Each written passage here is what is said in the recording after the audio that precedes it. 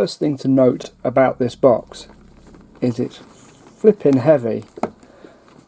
I was worried that at £65 it wasn't going to be worth it, maybe, and I think just on the weight alone it feels like £65 worth of stuff. So we have a little pack of things here. We'll look at those in a moment. The all-important Guardian drones, and they are huge models, and I'll show you exactly how huge in a moment because we'll find their bases. Something of note here is we have a little warning on the inside of the lid that tells us not to do anything with the super secret things inside the box before we're told to. Okay, having said that, I am going to take this out and show you what you get underneath.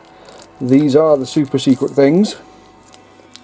It has to be said that we've seen vintage Amasec before, but you know, we'll have a closer look at those when the time comes. And here are the bases that I told you about. A bit difficult to pick up. Look at the size of those. Those are bigger even than Obsidious Malik's base. Sorry, they're huge. I think the only thing bigger is probably the Zote. Okay, here's the bundle of things from the section we are allowed to look at. And I really think the Games Workshop have learned their lesson with the packaging here. You've got this cool plastic band around the outside of the equipment there to stop it all from rolling around and getting into positions where it could get squished. So we'll take that off. There's plenty of cardboard here for Mrs. Brushstrokes to pop out. We've got some more new tiles, including some kind of turret there. This gorgeous artwork that's been present in all of the Blackstone Fortress kit so far. There we go. Look at that, and I have to say I quite like the way these lighting effects are done. Let's see some more tokens here, and extra bits to add on to the map. Some kind of drilling bits going on there, and some more turrets, which is interesting. Some kind of maybe a melter turret, some kind of Eldar or Dark Eldar, sorry, Drukhari or Azugani turret there. Looks a bit like a shuriken catapult. Also got, I don't know, a piece of artwork there, but also it's an advert for one of the books, and a sample chapter, the assembly guide, and no doubt here we are, yep, the 40k rules for Guardian drones. They look fairly easy to put together, to be honest with you. And then the painting guide. I'll be using the same method that I used on the spindle drones, which you can find on my Instagram, to paint these. Brand new Edge of the Abyss, which is the name of the quest this time. Some information on how to play and some new event tables. And also you can hear that jingling, that's toffee. Okay, so we have some more items, again done up with these little plastic bands. I hope to see these more in the future, or maybe some paper ones, Games Workshop, for the environment. Some new encounters.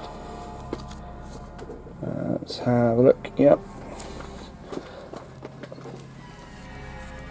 I'll have a closer look at these cards, but I think actually that power cell, we've probably seen that before, so I think there's possibly some duplicate item cards in here. The ever-present do not open until the quest has been completed special envelope, and There's Toffee's paw at the top of the screen there. Thank you, Toffee, making a guest appearance in this video. It is a special one after all. I'm no good at opening these, so I will take a break for a moment and open that up so I can show you what's in there. Before we do that, we have a new stat card for the spindle drones.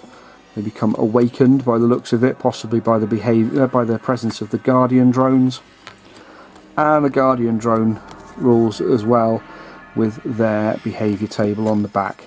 So I'm going to go and cut open this this pack of cards, and I'll be back in just a second. Okay, here are those cards, and they're quite a bit different from the previous combat cards. They have these Greek symbols on there, the alpha, beta and gamma symbols, and those will come into play when it comes to laying out the map and figuring out entrances and exits to the combats. A fair old wodge of fragment cards here. There we are. And they're all marked with their alpha, let's have a look, beta and gamma symbols on them. So those are quite a bit different than the normal encounters, and we'll have a look at those a bit closer in the when we have a look at the rules.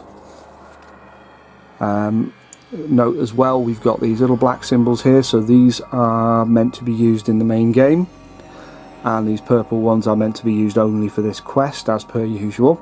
So it's interesting that we're expected to continue playing this after this final quest is done.